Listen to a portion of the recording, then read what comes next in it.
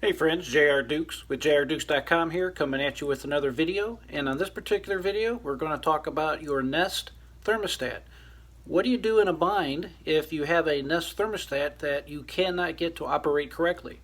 Well, as you can see on the wall at my personal residence, I came up with a workaround that will help you in a pinch to provide you and your family with air conditioning when you do not have a replacement thermostat available.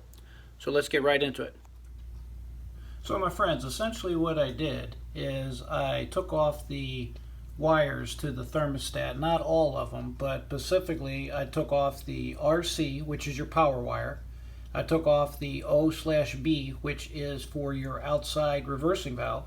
Your G or green wire is for your fan control.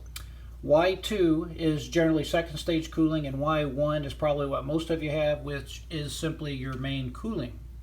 On this side of the thermostat, we have the Y1, which is your primary heating. If you noticed, I have nothing there. W2 is your auxiliary. I have a heat pump, so I do have auxiliary heat, and that's where that wire is at, and I'm just going to leave it there.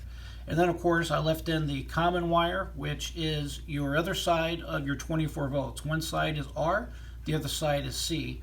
And then you have a star and then RH.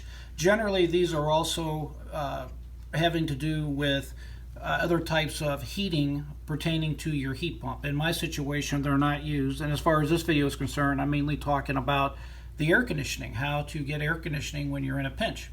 So what I did is I simply took an alligator clip and I tied basically together the green, the reversing valve wire, which is blue in my case, or actually it's orange. Sorry, I am colorblind, so I have to really know my wiring.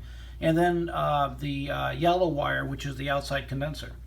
Then, after I clipped these together, I went ahead and I got a wire, and then I, with proper insulated gloves, I went ahead and tied the R wire, which basically allows it to make with all these other connections here. And basically the unit came on after a few minutes with no problems whatsoever. Now, I do want to caution you, I suggest strongly that you turn off the power before you try this at home, simply because it is a system that has 24 volts at this point in the system, and although it wouldn't kill you, it's not going to feel good if you get zapped. Now, if you try this emergency fix, remember it's only temporary, and I strongly encourage you to turn the power off first. Now, the truth is 24 volts at your thermostat right here is not going to kill you, but it will not feel good if you get zapped by it. Also, you do run the risk that if you touch the common wire to the red wire at any point in the system, you can and probably will short out your transformer, and then you'll have definitely a much bigger repair bill when you do get a service technician to come out. So my suggestion is find what breaker controls this on your breaker box and turn it off. Then you can go ahead and tie these wiring together the way that I showed you and turn it back on, and you should be in good shape. If you have any questions, feel free to leave them in the comments below. Don't forget to hit the thumbs up button, and please subscribe to my channel for future videos. I appreciate you joining me today. As always, friends, I want you to remember to have a free mind and never give up. I am J.R. Dukes.